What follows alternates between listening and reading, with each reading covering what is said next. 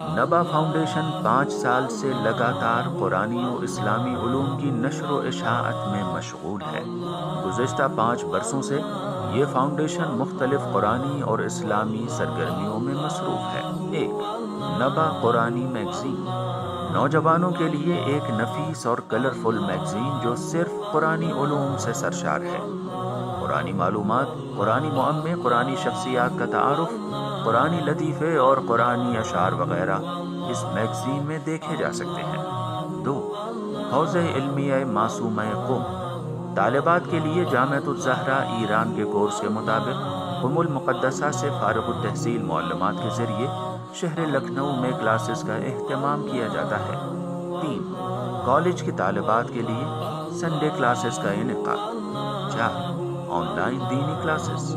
مختصر مدت on line classes کا 3 ماہی پیکج جس میں قرآن مع تجوید، احکام، اخلاق اور تاریخ و عقائد جیسے موضوعات پر کلاسز رکھی جاتی ہیں۔ 5. سمر کلاسز، کالج اور یونیورسٹی کی طالبات کے لیے مختلف جگہوں پر 15 روزہ دینی کلاسز کا اہتمام جس میں علوم قرآن، عقائد، تاریخ اور روزمرہ کے مسائل وغیرہ کے کلاسز منعقد ہوتے ہیں۔ آپ بھی اس تعلیمی قافلے میں شریک ہو کر ادارے کا ساتھ دے سکتے ہیں۔ نبا فاؤنڈیشن، کربلا سرفراز گنج، لکھنؤ۔ السلام علیکم ورحمۃ اللہ وبرکاتہ۔ میرا نام فاریہ فاطمہ سید ہے۔ میں نے نبا فاؤنڈیشن نومبر 2020 میں جوائن کیا تھا۔ جب میں نے جوائن کیا تھا تب میں لیول 0 میں تھی اور تب مجھے عربک، اردو اور دینیات کی اتنی معلومات نہیں تھی، اور آج میں اردو بھی پڑھ لکھ سکتی ہوں صرف نبا فاؤنڈیشن کی وجہ سے، اور بہت آسانی سے بھی پڑھاتے ہیں۔ مجھے نبا فاؤنڈیشن بہت پسند ہے۔ ہمیں عید کی تاریخوں پر محفل کرائی جاتی ہے جس میں ہمیں بہت اچھا لگتا ہے۔ بہت شکریہ نبا فاؤنڈیشن اور ٹیچرز کا۔ نبا فاؤنڈیشن نے بہت مدد کی ہے پروگریس کرنے میں۔ ہمیں عربی، اردو اور دینیات نہیں آتا تھا، اردو تو آتا ہی نہیں تھا، اور عربی قرأت سے پڑھنے نہیں آتی تھی۔ آج نبا فاؤنڈیشن کی وجہ سے کامیاب ہو رہے ہیں۔ 2020 میں میری والدہ ہمارے دینی تعلیمات کو لے کر بہت پریشان تھی۔ اللہ کے شکر سے اور امام زمانہ کی دعاؤں سے انہیں نبا فاؤنڈیشن کے بارے میں پتہ چلا اور ہمارا ایڈمیشن ترنت کروا دیا۔ اس کے لیے میں اپنی والدہ اور نبا فاؤنڈیشن کی بہت شکر گزار ہوں۔ التماس دعا۔ ناظرین کرام، السلام علیکم ورحمۃ اللہ وبرکاتہ۔ نبا انٹرنیشنل کوئز کمپٹیشن کے دوسرے دور میں آپ سب کا خیر مقدم ہے۔ میں ہوں آپ کا میزبان زرغام اعظمی۔ جیسا کہ کل کی گفتگو آپ کے ذہن میں محفوظ ہوگی، کل جو ٹاپک تھا ہمارا قبلہ کے ساتھ میں سوالوں کے شکل میں، کل دینی سوالات ہوئے تھے، لہٰذا آج سوچا گیا ہے کہ کچھ دنیاوی سوال قبلہ سے کیے جائیں۔ لہٰذا آج ہمارے 7 سوالوں کے جواب دینے کے لیے اسٹوڈیو میں موجود ہیں حجت الاسلام والمسلمین عالی جناب مولانا سید پیام حیدر صاحب قبلہ۔ چلیے قبلہ کی بارگاہ میں چلتے ہیں۔ السلام علیکم ورحمۃ اللہ وبرکاتہ۔ وعلیکم السلام ورحمۃ اللہ وبرکاتہ۔ قبلہ، جیسا کہ کل آپ نے تقلید کے حوالے سے کچھ سوالوں کے جواب دیے تھے، لہٰذا آج سوچا گیا کہ کچھ دنیاوی مسائل جو ہیں ہماری قوم میں جو پیش آتے ہیں اس پہ کچھ تبصرہ کیا جائے۔ لہٰذا آج کا ہمارا قبلہ سے پہلا سوال یہ ہے کہ ٹیسٹ ٹیوب بیبی کا کیا حکم ہے؟ جی، ٹیسٹ ٹیوب بیبی کافی مبتلا بے چیز ہے، اور ناظرین کی خدمت پیش کریں کیونکہ آج جو دنیا ٹیکنالوجی کی ہو گئی ہے اور لوگ کافی ترقی یافتہ دنیا بنتی جا رہی ہے، تو بہت سے لوگ ایسا سوال کرتے ہیں کہ اگر ہم کرواتے ہیں تو کیا یہ کام جائز ہوگا یا حرام ہے؟ آیت اللہ سستانی کا اس کے بارے میں کیا نظریہ ہے؟ تو دیکھیے، ٹیسٹ ٹیوب بیبی میں جو دفتر، کیونکہ ہم خود دفتر آیت اللہ سستانی سے ریلیٹیو ہیں اور آقا کے مسائل کا جواب دیتے ہیں، تو دفتر جو ابھی فی الحال ہمیں اجازت دیتا ہے وہ کہ شوہر اور زوجہ ان دونوں میں اگر کوئی پرابلم ہے، کیونکہ اس میں کئی آپشن ہیں، دوسرے کا بھی لے سکتے ہیں، رینٹ پہ آپ رحم رکھ سکتے ہیں، دوسرے کا اسپریم بھی لے سکتے ہیں، لیکن جو دفتر ابھی ہمیں اجازت دیتا ہے وہ یہ کہ شوہر اور زوجہ کے اگر ایگ میں یا اسپریم میں کوئی پرابلم ہے اور اس کو لیبارٹری میں رکھ کر ڈاکٹر جو ہے اس پہ کام کرتے ہیں اور اس کے بعد زوجہ کے رحم میں رکھتے ہیں، تو یہ کام بذات خود جائز ہے۔ اب اس لفظ بذات خود کی وضاحت کر دیں آپ کے سامنے، کیونکہ غالباً یہ کام سبب بنتا ہے کہ نگاہ حرام جسے کہا جاتا ہے، مثلا خاتون کی شرمگاہ وغیرہ پہ دیکھنا، چاہے وہ لیڈیز کے ہی ذریعے ہو یا جینٹس کے ذریعے ہو، ایسے کام کا باعث بنتا ہے کیونکہ اس کو رکھنے کے لیے۔ تو اگر کسی ماں باپ یعنی شوہر اور زوجہ کے لیے باعث عسر و حرج ہے، یعنی اگر بچے دار نہیں ہو رہے ہیں تو باعث مشقت ہے، اور غالباً ایسا ہی ہوتا ہے کہ بچے دار نہ ہونا لوگوں کے لیے باعث مشقت ہے اور بغیر بچے کی زندگی گزارنا۔ ہو سکتا ہے کوئی ایسا بھی ہو کہ جس کو بچے نہ ہونے میں کوئی فرق نہیں پڑتا ہو، اس لیے یہ کنڈیشن کے ساتھ کہ جس کے لیے باعث عسر و حرج ہے اور وہ مشقت میں پڑ رہا ہے کہ اس کے پاس اولاد نہیں ہے، تو وہ یہ کام مجبوراً کروا سکتا ہے، جائز ہے، یعنی خود کام بذات خود جائز ہے۔ اور یہ جو نگاہ حرام پیش آئے گی وہ بھی کیونکہ مشقت ہے، عسر و حرج ہے، تو عناوین ثانوی کے تحت مشقت و ضرورت کے موارد میں وہ بھی اس کے لیے جائز ہوگا۔ تو یہ صورت کہ شوہر اور زوجہ میں کسی ایک میں پرابلم ہے تو ان کا اسپریم لے کر یا خاتون کا ایگ لے کر اس کو کام کر کے اور پھر دوبارہ زوجہ کے رحم میں رکھتے ہیں، تو یہ کام بذات خود جائز ہے، گرچہ کچھ حرام کام یعنی نگاہ کا باعث بنتا ہے، جو مشقت اگر ہے تو اس بنیاد پر وہ بھی اس کے لیے جائز ہوگا۔ جزاک اللہ۔ تو ناظرین ہم بڑھتے اپنے اگلے سوال کی طرف، اور قبلہ سے ہمارا اگلا سوال یہ ہے کہ اگر کوئی انسان بچے کو اڈاپٹ کرنا چاہتا ہے تو اس کے بارے میں شریعت میں کیا ہو؟ ہاں دیکھیے، یہ اڈاپٹ کرنے کا مسئلہ بھی کافی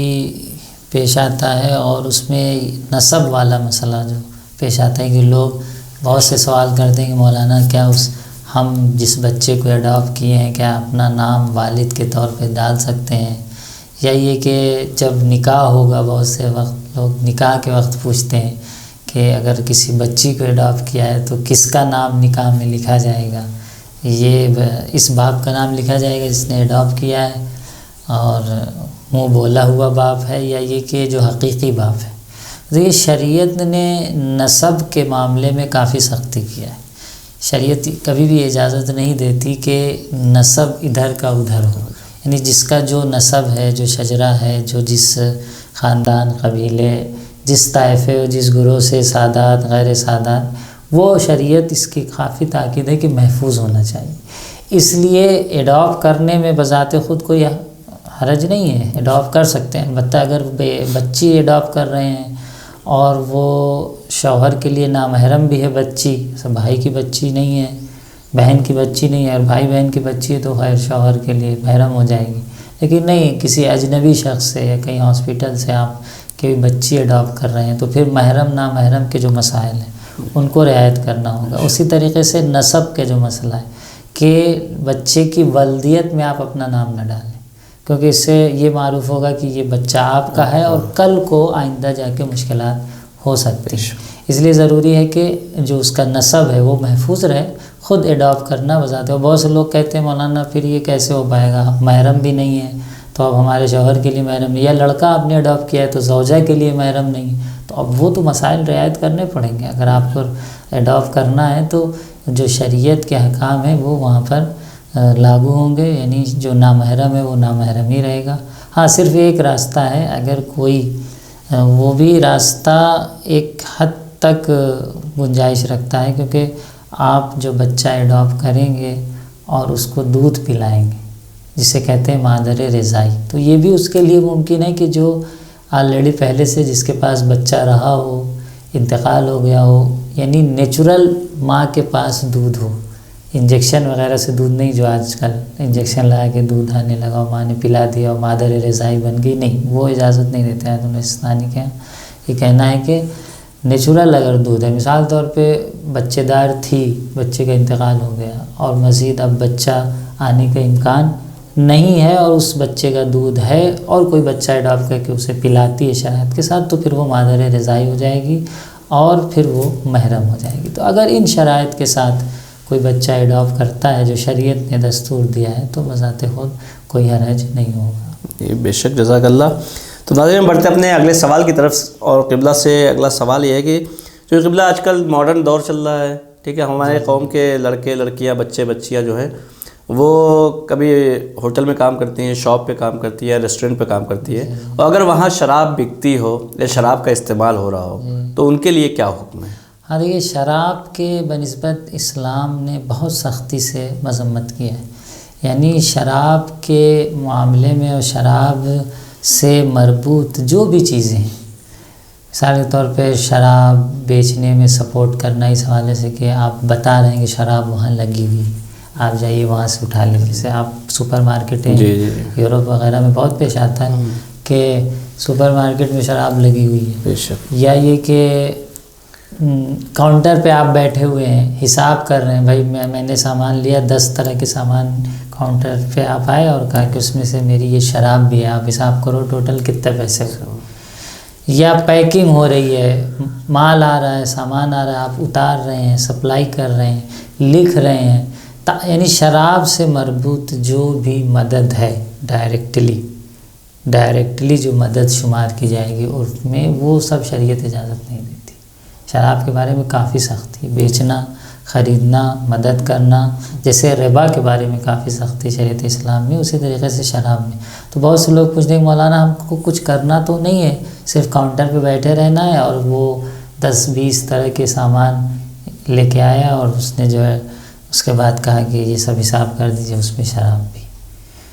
تو حقیقت میں آپ مدد کر رہے ہیں، شراب بیچنے میں آپ مددگار ہو رہے ہیں۔ تو شریعت نے اس حوالے سے اجازت نہیں دی ہے۔ بہت سے لوگوں کو ایسی جواب ملتی ہے اور دریافت کرتے ہیں، آگ نکتہ سے ہی جواب دیا جاتا ہے کہ یہ کام شرعاً جائز نہیں ہے، اس سے آپ پرہیز کریں۔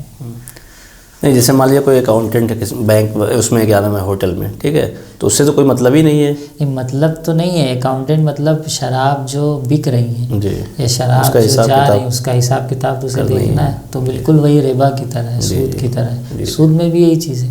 عرض کریں گے آمنے سامنے۔ تو شراب کی بنسبت کافی سختی ہے، ہمیں چاہیے کہ اس سے مربوط چیزوں سے ہم دوری کریں اور جواب کرنے سے پرہیز کریں۔ جزاک اللہ۔ تو ناظرین ہم بڑھتے ہیں اپنے اگلے سوال کی طرف، اور قبلہ سے ہمارا اگلا سوال یہ ہے کہ جو جوان ہماری قوم کے بچے ہیں بینک میں جاب کرتے ہیں یا کرنا چاہتے ہیں، ان کے لیے آقا کا کیا حکم ہے، ہمارے ناظرین کو بتائیں۔ جی، بینک میں کام کرنا اور جاب کرنا ایک مبتلا مسائل میں سے ہمارے سماج کے ہو گیا ہے، کیونکہ بہت سے لوگ بینک میں جاب کرتے ہیں یا مینیجر ہیں۔ تو آقا کا جو اس میں نظریہ یہ ہے، کیونکہ بینک میں بہت سے ایسے معاملات ہیں جو سودی ہوا کرتے ہیں، یعنی جو سود اور بیاض پہ ہیں، لون دینا، لون لینا یا لکھنا، سود لون میں مثلا لون کو وصول کرنا ہے، آپ کو چاہیے مثلا آپ خبر لکھ آئیے کہ لون قسط کیوں نہیں بھری جا رہی ہے۔ تو جہاں پر سودی معاملات ہیں شرابی کی طرح، اس میں لکھنا یا گواہ بننا یا اس کا اکاؤنٹ وغیرہ میں چڑھانا، یہ تمام چیزیں جو سود سے مربوط ہیں وہ آقا کے یہاں اجازت نہیں، یعنی حرام ہے۔ کیونکہ جس طریقے سے شراب میں بہت کافی سختی ہے، اسی طرح سے ہمارے یہاں ربا میں بھی، یعنی سود میں بھی کافی سختی اسلام میں ہے کہ سود سے سختی سے منع کیا گیا ہے۔ تو اب اگر کوئی شخص بینک میں جاب کر رہا ہے اور سود کے لین دین کے معاملات میں مثال کے طور پہ اکاؤنٹنٹ ہے یا گواہ بنتا ہے یا چڑھاتا ہے یا لوگوں کو لون دلواتا ہے، البتہ یہ چیز قابل توجہ ہے کہ بعض اسلامی ملک ایسے ہیں کہ جہاں پر سود کے علاوہ دوسرے جو شرعی طریقے سے معاملات ہو سکتے ہیں، وہاں پر وہ معاملات اگر انجام دیے جا رہے ہیں، یعنی اسلامی لا کو فالو کیا جا رہا ہے اور سود کے زمرے میں نہیں آ رہا ہے، تو کوئی حرج نہیں۔ لیکن اکثریت یہی دیکھی جاتی ہے کہ وہ اسلامی لا کو فالو نہیں کیا جاتا اور ڈائریکٹلی سود کے زمرے میں اور اس کا شمار ہوتا ہے، یعنی وہ کہتے ہیں بھائی آپ کو لون ملے گا اور اتنا انٹرسٹ آپ کو دینا ہے۔ تو دیکھیے، سود میں جو معاملات سود سے مربوط ہے، یہ جاب کرنے کے حوالے سے ہم آپ کے سامنے عرض کر رہے ہیں۔ اب یہ کہ لون لینا جائز ہے، جائز نہیں ہے، یا اس کی کوئی صورتحال ہو سکتی نہیں ہو سکتی، وہ ایک الگ مسئلہ ہے۔ خود جاب کرنے کے حوالے سے آقا کا یہ نظریہ ہے کہ بینک میں جاب کرنا ان امور میں جو سود سے مربوط ہیں، معاملات سودی معاملات سے جس کا ربط ہے، اس میں مدد کرنا، اس میں ہیلپ کرنا، اس میں گواہ بننا، لکھنا، اکاؤنٹنٹ، ان تمام چیزوں میں کامیاب کرنا جائز نہیں ہے۔ اس کے علاوہ اگر کوئی اور کام ہے، مثال کے طور پہ اکاؤنٹ کھولنا ہے، اب اکاؤنٹ کھولنے میں اکاؤنٹ کو ہم سود یا لون لینے کے لیے بھی استعمال کر سکتے ہیں، اور اکاؤنٹ کو نارمل سیونگ اکاؤنٹ کھولنا ہے، اپنا پیسہ رکھنے کے لیے بھی استعمال کر سکتے ہیں۔ تو ایسا کام جو سودی معاملات سے جس کا ربط نہیں ہے، اگر ایسے کام میں ہم بینک میں جاب کرتے ہیں تو کوئی حرج نہیں ہوگا۔ جزاک اللہ قبلہ۔ جیسا کہ آپ نے ابھی لون کی بات کی، تو اب ہمارا اگلا سوال یہ ہے قبلہ سے کہ بینک سے لون لینا کیا سود شمار ہوگا، اور بینک میں پیسہ رکھ کے انٹرسٹ لینا حرام ہے، حلال ہے، یا کیا اس کے بارے میں کیا دیکھیے، لون لینا یا انٹرسٹ لینا اس میں کچھ تفصیلات ہیں۔ اگر بینک اسلامی ہے، اسلامی بینک ہے، تو وہاں سے سود لینا تو جائز نہیں ہے، لیکن اب اس کا کوئی راستہ ہے یا نہیں، کیونکہ ہمارے ایک بہت ہی مبتلا بھی چیز ہو چکی ہے کہ ہم بینک میں پیسہ رکھتے ہیں اور بینک ہمیں انٹرسٹ دیتا ہے۔ ایران عراق میں بھی آپ کو دیکھنے کو ملے گا بینک میں کافی % ملتا ہے۔ تو کیا پہلی بات تو اگر ہم اس شرط کے ساتھ پیسہ رکھ رہے ہیں کہ ہمیں اس کا انٹرسٹ چاہیے، تو یہ کام شرعاً بالکل حرام ہے، کوئی اس کی صورتحال نہیں ہے۔ اب رہی بات کہ جو لوگ پیسے رکھتے ہیں، بہت سے مولانا حضرات یا نان مولانا بینکوں میں پیسے رکھتے ہیں اور بینک خود انٹرسٹ دیتا ہے، تو یہ چیز قابل غور ہے کہ ہم یہ دیکھیں کہ ہم جو پیسہ رکھ رہے ہیں کیا ہم شرط کر رہے ہیں کہ ہمیں سود چاہیے۔ اگر ہم شرط کر رہے ہیں تب تو ہمارا یہ سود جائز نہیں ہوگا اور حرام ہے۔ لیکن کبھی ایسا ہوتا ہے کیونکہ سود میں اور ربوی جو سود و بیاض ہے، ربا جو ہے، وہ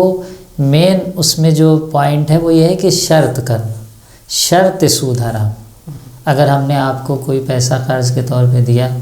اور آپ لے گئے اور 1-2 مہینے بعد آپ نے 1000-2000 بڑھا کے اپنی خوشی سے واپس کر دیا، تو وہ پیسہ ہمارے لیے حرام نہیں ہوگا، سب کہتے ہیں۔ کیوں؟ کیونکہ جب آپ شرط کر دیتے ہیں، شرط سود، تو نتیجہ یہ ہوتا ہے کہ سامنے والا کیا ہو جاتا ہے؟ مجبور ہو جاتا ہے۔ اور اسلام کبھی بھی کسی کو اس طریقے سے پریشان کرنے کی اجازت نہیں دیتا۔ ناظرین کے سامنے پیش کریں، دیکھیے، کیونکہ جب ہم نے شرط نہیں کیا ہے اور ہم نے کہا کہ یہ لیجئے 10,000 یا 20,000 قرض لے کے جائیے، آپ لون لے کے جائیے، 10-20 لاکھ لے کے جائیے، ہر مہینے قسط ادا کریے، ہم نے آپ سے شرط نہیں کیا ہے، تو اب آپ خود اپنے اندر کہیں گے بھائی اس نے ہمیں شرط تو نہیں کیا ہے، اور اگر میں اس طرح نہیں بھی دیتا ہوں تو کوئی مسئلہ نہیں ہے، اصلی پیسہ واپس کرنا میری شرعی ذمہ داری ہے۔ لیکن اگر ہم نے انٹرسٹ لگا دیا اور شرط کر دیا، اور اگر وہ سود نہیں دیتا ہے، انٹرسٹ نہیں دیتا ہے، تو ہم اس کو مجرم سمجھتے ہیں اور کہتے ہیں کہ ہم تمہاری جو پراپرٹی اس کو ضبط کریں گے، تو اس کا مطلب ہم اس کو سختی میں ڈال رہے ہیں، اس کو پریشان کر رہے ہیں۔ اور بہت سے ایسے لوگ ہیں جو لون لے کے آپ نے دیکھا کہ کتنی مشکلات میں پڑ گئے۔ کیوں؟ کیونکہ وہاں صرف انٹرسٹ نہیں لیا جا رہا اپنی خواہش پہ، بلکہ زبردستی لیا جا رہا ہے۔ شرط کی گئی ہے کہ آپ دیں گے، آپ سے اقرار لیا گیا اور اس کے بعد آپ سے انٹرسٹ لیا جا رہا ہے۔ تو اسلام اس کو نہیں پسند کرتا، اور یقیناً پسند نہیں کرنا چاہیے، کیونکہ اس سے بہت بڑی مشکلات سماج کے لیے اور معاشرے کے لیے اکنامی مشکلات پیش آتی ہیں۔ کچھ لوگ سماج میں پیسے والے بن جاتے ہیں اور باقی لوگ ٹوٹنے لگتے ہیں۔ تو اسلام کبھی ایسے سسٹم کو پسند نہیں کرتا، اس لیے اسلام نے کہا کہ دیکھیں آپ شرط سود نہ کریں، اگر اپنی خوشی سے کوئی دیتا ہے تو اگر ہم ایسے بینکوں میں پیسہ رکھ رہے ہیں، چاہے اسلامی ہی بینک کیوں نہ ہو، شرط سود نہیں کیا ہے اگر ہم نے، تو اگر وہ ہمیں انٹرسٹ دے رہا ہے تو ہم لے سکتے ہیں اپنی خوشی سے۔ لیکن اگر بائی چانس بینک چلا گیا، گھاٹے میں چلا گیا، بینک پیسہ لے کے بھاگ گیا، ہو جاتا ہے کبھی، کچھ ایسے بینک ہیں پرائیویٹ، پیسہ لے کے چلا گیا، تو اب آپ اصلی پیسے کا مطالبہ کر سکتے ہیں،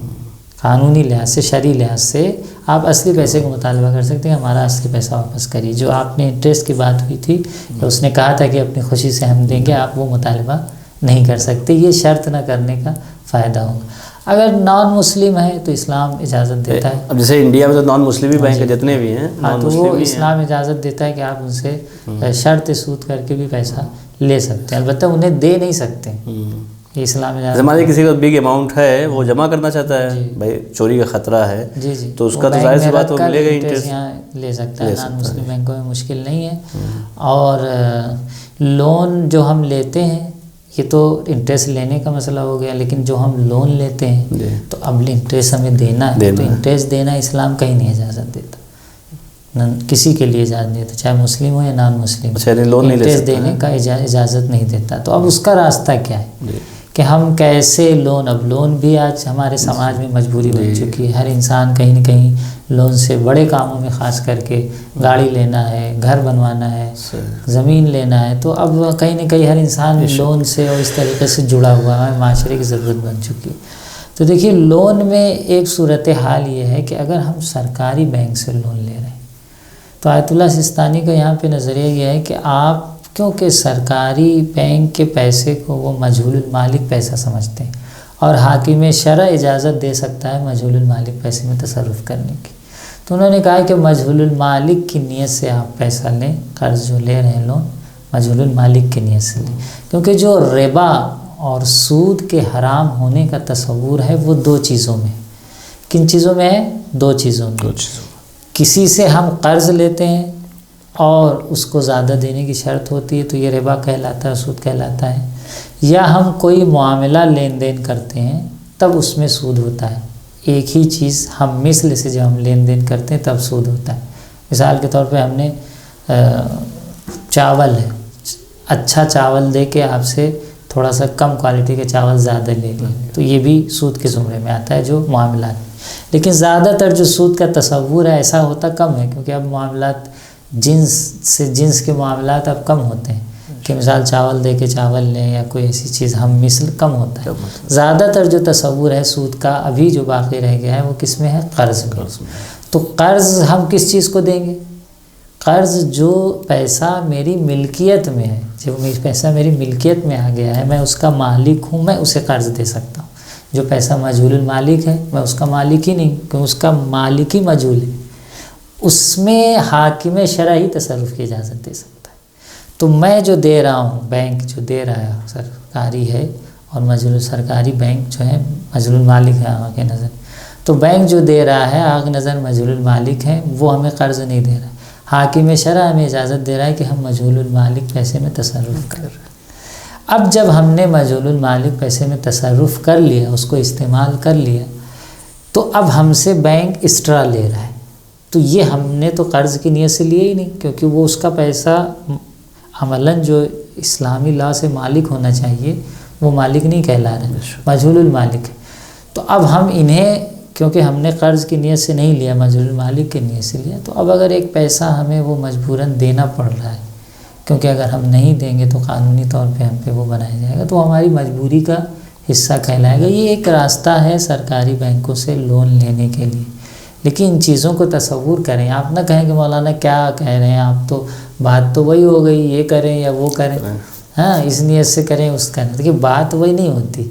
ہمارے فقہ اصطلاح میں ایک جملہ ہے کہ الکلام یحلل والکلام یحرم، کلامی حلال کرتا ہے، کلامی حرام کرتا ہے۔ ایک انکحتو کہتے ہیں خاتون حلال ہو جاتی ہے، ایک طلقتو کہتے ہیں یا طالق کہتے ہیں خاتون حرام ہو جاتی ہے۔ تو آپ نہ کہیں مولانا تو بات تو وہی ہے، ہاں بات تو وہی نہیں،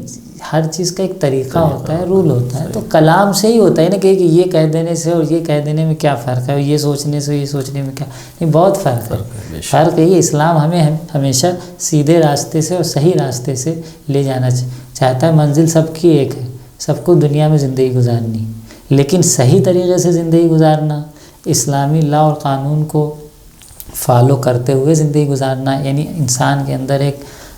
روحیہ تعبد اور بندگی کی ایک فکر ہونا کہ اللہ نے جس طرح سے دستور دیا اس طرح ہمیں عمل کرنا ہے، اور یہ کہ ایک جیسے ہمیں سمجھ میں آ رہا ہے ہم کر رہے ہیں، دونوں میں بہت فرق ہے۔ تو یہ نہ کہیں کہ مولانا کیا فرق ہو گیا، بات تو وہی ہوگی نہیں، تو ایک راستہ بتایا گیا، آپ اسے سیکھیں اور اس کو سمجھنے کی کوشش کریں، اس طریقے سے آپ کی مشکل جو راستہ ہے حل ہو سکتی ہے۔ جزاک اللہ۔ تو ناظرین ہم بڑھتے اپنے اگلے سوال کی طرف، اور قبلہ سے اب ہمارا اگلا سوال یہ ہے کہ قبلہ کوئی اگر ہماری قوم کو کوئی بندہ ہے اور ہائی ڈپازٹ پہ مکان یا دکان لینا چاہتا ہے یا لے رہا ہے، تو کیا وہ بھی سود میں شمار ہوگا؟ جی یہ بھی ایک ہمارے سماج میں کافی رائج ہوتا جا رہا ہے، یورپ کلچر میں تو کافی یہ پایا جاتا ہے کہ لوگ ہائی ڈپازٹ پہ دکانیں لیتے ہیں، مکان لیتے ہیں، جسے ہمارے یہاں شاید پگڑی کہا جاتا ہے حقیقت میں۔ تو اس میں کیسے سود کا تصور ہو سکتا ہے؟ حقیقت میں دیکھیے سود جو ہے جو ہمارے یہاں حرام ہے، تو اس میں یہ کہا گیا ہے چاہے معاملے میں سود کریں ہم اور چاہے وہ قرض میں سود لیں کہ زیادہ لینا منع ہے، کسی کو کوئی چیز دے کے زیادہ لینا منع ہے۔ مثال طور پر ہم کسی کو قرض دیتے ہیں 10,000 روپے اور اس سے ہم یہ کہتے ہیں کہ ہمیں آپ 3 مہینے بعد 12,000 روپے واپس لا کے دیں گے، تو یہ ہم نے زیادہ لیا۔ اسی طریقے سے ہم جب کسی سے لین دین کرتے ہیں، جنس ایک ہم مثل جنس ہوتی ہے کہ ہم آپ اچھے چاول دے رہے ہیں 10 کلو اور آپ ہمیں کم کوالٹی کا چاول 20 کلو دیں، تو یہ دونوں چیز ہمارے یہاں سود میں شمار ہوتی ہے، وہ دونوں حرام ہیں۔ اور سود کا جو انحصار ہے انہی 2 قسموں میں۔ تو یہ جو زیادہ ہم لے رہے ہیں، کبھی کبھی یہ ہوتا ہے کہ ہم نے 10,000 آپ کو دیے اور آپ ہمیں 12,000 لا کے دیجیے، کبھی کبھی یہ ہوتا ہے کہ ہم نے آپ کو 10,000 دیے اور اس کے بعد ہم آپ سے 12,000 نہیں مانگ رہے ہیں، لیکن ہم آپ سے یہ کہہ رہے ہیں کہ ایسا کریے کہ 10,000 تو آپ کو ہم نے دے دیے ہیں، لیکن ایک زحمت آپ فرمائیے کہ اس کے بدلے میں آپ ہمارے پاس اپنی گاڑی چھوڑ دیجیے، کہ آپ کی گاڑی ہمارے پاس 2 مہینے رہیں اور ہم اس کو چلائیں اور استعمال کریں، تو اس کو بھی زیادہ کہا جائے گا۔ یعنی آپ نے 10,000 بھی واپس لیا اور پلس اس گاڑی سے جو آپ نے فائدہ اٹھایا، زیادہ حکمی اسے کہا جاتا ہے فقہی اصطلاح میں۔ تو جب ہم ہائی ڈپوزٹ پہ گھر لیتے ہیں تو وہاں بھی ایک طرح کا وہی تصور ہے۔ مثال طور پہ ایک گھر کا رینٹ ہونا چاہیے، 2 فلور کا گھر ہے، رینٹ ہونا چاہیے 20,000 روپے۔ ہم نے کہا بھائی آپ ہمیں 10 لاکھ روپے ڈپوزٹ دے دیجیے اور یہ گھر ہم نے آپ کے لیے 3 سال کے لیے ایگریمنٹ میں آپ کو لکھ دیں گے، 3 سال بعد کوئی کرایہ نہیں لیں گے۔ تو اب 3 سال بعد جو آپ 10 لاکھ روپے واپس کریں گے تو ہمیں کیا ملا جو ہم اس گھر میں رہ رہے تھے؟ کہا 10 لاکھ بھی واپس ملا اور پلس گھر میں رہنے کو ملا، جو ایک فائدہ ہے۔ اگر ہم یہ 10 لاکھ نہ دیتے تو اس گھر کا کرایہ کتنا دیتے 3 سال میں؟ کم از کم ہم 3 سال میں اس گھر کا کرایہ اگر 20,000 روپے مہینے ہوئے تو کتنے ہو گئے؟ 1 سال کے 2,40,000 روپے ہو گئے۔ کم سے کم 7 ساڑھے 7 لاکھ ہم کرایہ دیتے، اور ابھی جب ہم نے آپ کو 10 لاکھ دیا اور 3 سال بعد واپس لے لیا تو وہ 7.5 لاکھ ہمارے بچ گئے۔ تو ہم نے 10 لاکھ بھی واپس لیے اور گھر سے جو فائدہ اٹھایا وہ بھی ہم نے گویا ہمیں مل گیا۔ تو یہ بھی ایک سود کا تصور ہے، ایک ربا کا تصور ہے۔ پہلے لوگ سوچتے ہیں کہ اس میں ربا کہاں سے گیا، تصور کیسے ہو سکتا ہے؟ تو تصور اس طریقے سے، اسی لیے اگر کوئی گھر بغیر پگڑی کے اور بغیر ہائی ڈپوزٹ کے آپ لینا چاہیں تو 2 فلور کا گھر کوئی ایسے آپ کو دے دے گا فری میں بغیر رینٹ کے؟ ہرگز نہیں دے گا۔ تو یہ جو آپ ہائی ڈپوزٹ پہ دکان لے رہے ہیں یا گھر لے رہے ہیں، حقیقت میں یہاں پر ربا کا تصور، یعنی نہ لے سکتے ہیں نہ دے سکتے ہیں، نہ لے سکتے ہیں نہ دے سکتے ہیں۔ اب رہے گی بات کہ ہم نے عرض کیا کہ ربا اور سود کا جو تصور ہے اسلام میں یا قرض میں ہے اور یا خرید و فروخت میں، ہم جنس چیز سے خرید و فروخت کی جاتی ہے ہم مثل سے، تو وہاں تصور ہے۔ تو اب مراجع نے اس میں ایک صورت یہ بھی پیدا کیا ہے کہ اگر کوئی شخص کرائے پہ لے رہا ہے، مثال طور پہ ہم نے آپ کا گھر لیا